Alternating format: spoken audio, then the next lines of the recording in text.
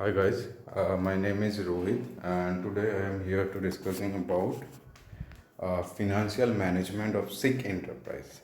Yes, you're right, Sikh enterprise. You may be wonder that this how the one enterprise who doesn't have any life, like human, how the companies are going to be sick, right? Because that we human are a real life and we are sick because due to the many reason हमारा health खराब हो ही सकता है क्योंकि हम human है, मगर company का कैसे मतलब कंपनी कैसे सिक हो सकता है?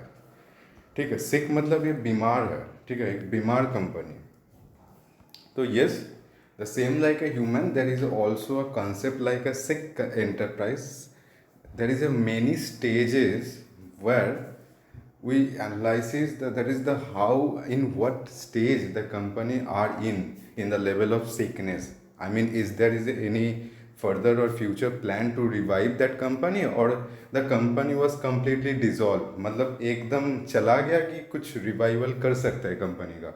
ठीक है, तो हम लोग यहाँ पर ये देखते हैं. तो how should we determine that whether the company is sick और नॉट. ठीक है, before going to that first of all you need to be understanding the stages of sickness. मतलब कितने सारे स्टेज हो सकता है सिकनेस का, and also what are the factors that are going to be affect the companies, which is, compel the companies to going into the sickness stage.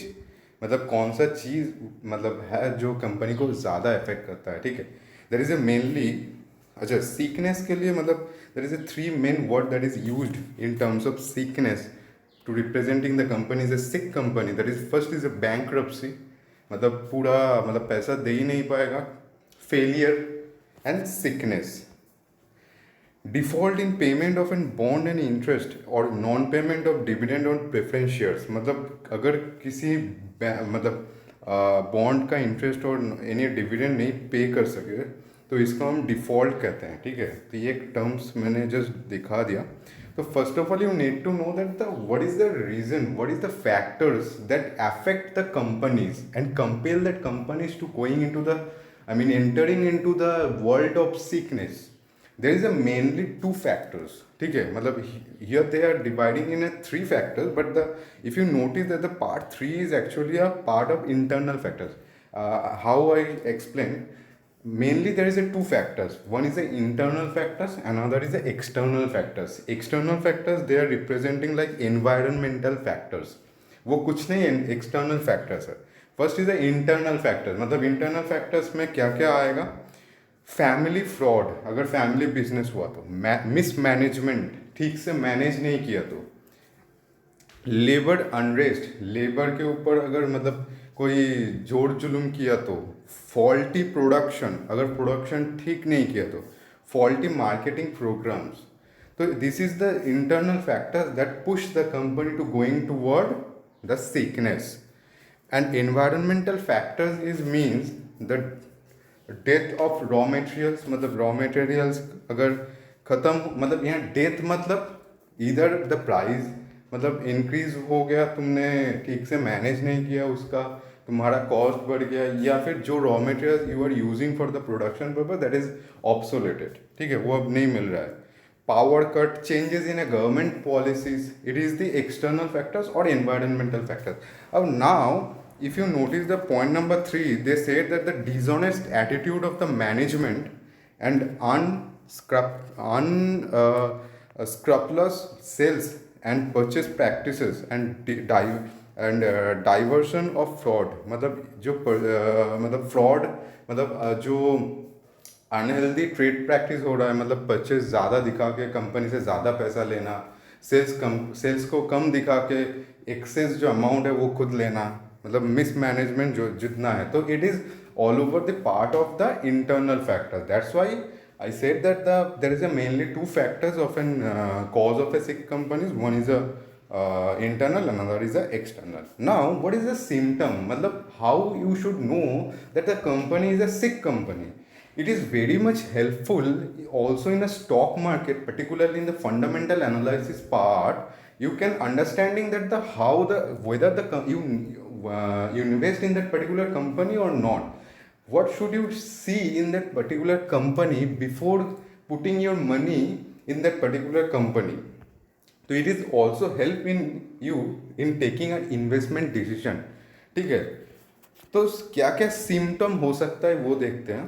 First is a continuous cash loss. मतलब if you notice that the any companies are going to be I mean decreasing their profit and are going toward the losses, then it is a sick company. देखो, first of all we are not a internal members of any company. हम लोग किसी भी company का employ नहीं है, internal member नहीं है. तो that's why we need to जज any company by seeing the external factors only, because we don't have any information regarding the internal factors. हम लोगों के पास सिर्फ we have a general purpose financial statement, not I mean none other than the anything. मतलब कुछ नहीं होगा, सिर्फ एक जनरल पर्पज फिनेंशियल स्टेटमेंट होगा, उसमें बैलेंस शीट P&L.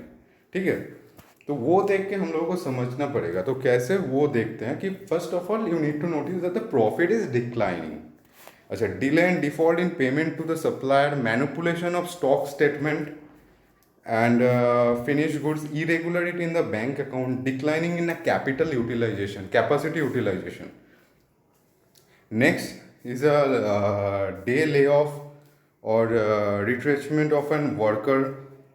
अच्छा, unexplained delay, plan or product obsolescence, low turnover और ऑफ एसेट. मतलब टर्नओवर ऑफ एसेट का फॉर्मूला होता है मतलब how much you able to produce by using your assets. ठीक है, total sales divide by assets.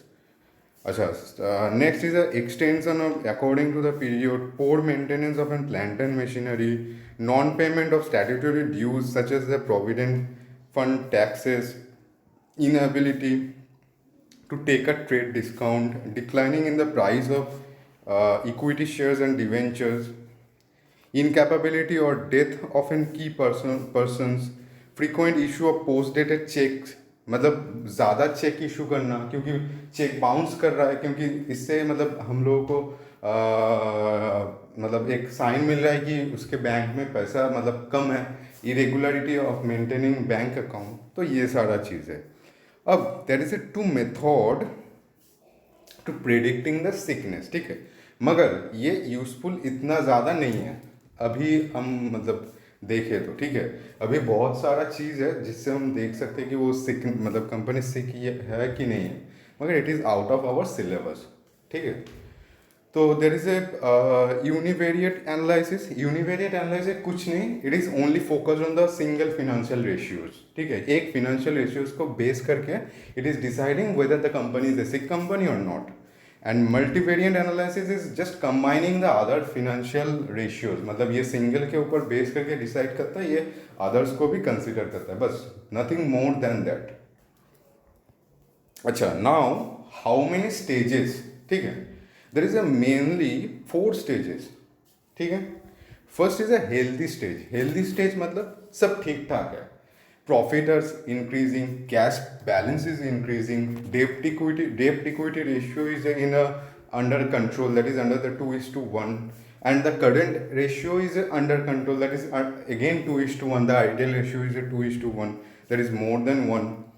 तो सब ठीक ठाक है. then till toward the sickness, मतलब थोड़ा सा आगे बढ़ रहा. कैसे? Declining in the current profit. Profit में करंट ईयर प्रॉफिट में डिक्लाइनिंग हो रहा है. उसके साथ we are predict that in a further और in a future we have incurred a losses. ठीक है, ऐसे लग रहा है कि फ्यूचर में we incurring a losses. Incipient sickness. Incipient sickness का मतलब है we just few I mean कुछ ही दूर मतलब बाकी है सिकनेस में एंटर होने के, मतलब एकदम नज़दीक आ गया है. ठीक है, we are very close toward the I mean in sickness for entering. तो क्या होगा इसमें, इसका मेन मतलब जो मतलब तुम क्या क्या देख पाओगे यहाँ पर, देखोगे कि it incurring a current year मतलब कैश लॉस होगा, as well as previous year में भी कैश लॉस होगा. फिर डेब्ट equity ratio and current ratio बिगड़ जाएगा, मतलब वो तुम्हारा कंट्रोल में नहीं रहेगा, बहुत सारा डेब्ट होगा, करंट एसेट घट जाएगा, तो ये सारा चीज़ देखोगे। And finally you are entering into the sickness, मतलब ख़त्म हो गया पूरा, ठीक है। तो यहाँ पर क्या देखोगे, the unit is become inefficient, the unit is suffered a cash loss in a previous year, it is expected to repeating the same performance in the current year and the next year, ठीक है। तो ये सारा चीज़ है। अब revival और of a sick unit कैसे रिवाइवल कर सकते हैं, देखो डिफ़िकल्ट है, ठीक है, एंड बहुत कम चांस होता है कि तुम किसी को मतलब उसको रिवाइव कर सकते हो अगर वो पूरा सिकनेस में चला गया, क्योंकि देखो सब चीज़ इधर उधर है, ठीक है, तुमको समेटने में you need a very much time as well as a very good management, ठीक है, it is very much difficult. फिर भी देख लेते हैं क्या क्या कर सकते हैं। Settlement with the creditors, first देखो अगर तुम प्रैक्टिकल में जाओगे, if are going in a practical life, then first of all if you are sick company you can not pay your debtors creditors in a time, तो अगर तुम time में पे ही नहीं कर पाओगे तो again you are if you are going to the creditors and convince themselves that the कुछ सेटलमेंट करके फिर दूसरे मैं चुका दूंगा, तो they are not believing on you, ठीक है। Provision of additional capital, if you are cannot maintaining and there is a irregularity with bank and irregularity with also your stock price are going down, तो अब तुम जब additional capital लेने जाओगे you face very much difficulties and you need to pay very high cost of capital, ठीक है, तुमको बहुत ज़्यादा कॉस्ट ऑफ कैपिटल पे करना होगा। तो ये फर्स्ट दो का मैंने तुमको लिमिटेशन बता दिया कि बोलने में ठीक ठाक है मगर it is very much difficult to applying and in a practical life. Next is a dividend and disposal. Divestment मतलब सेल कर देना, जो हमारा गवर्नमेंट कर रहा है अभी, they are selling their government stake in many companies, they are simply divesting, क्योंकि the main aim of the main work of the government is to be the running in a good way, running the entire country in a good way. They are not are doing the business, they are not a businessman, एक government का काम होता है एक country को ठीक ठाक से चलाना, they are not a businessman, so that's why they are divesting their fund in the many of companies, because the companies are going to face losses and the share of losses is also वो share of losses government को भी मतलब affect कर रहा है, ठीक है। तो that's why divestment and disposal. Then reformulation, modernisation, reduction in man power, employ कम कर देना, it is not a solution. Strict control over cash, improvement in the managerial system, workers participating in the management and changes in the management.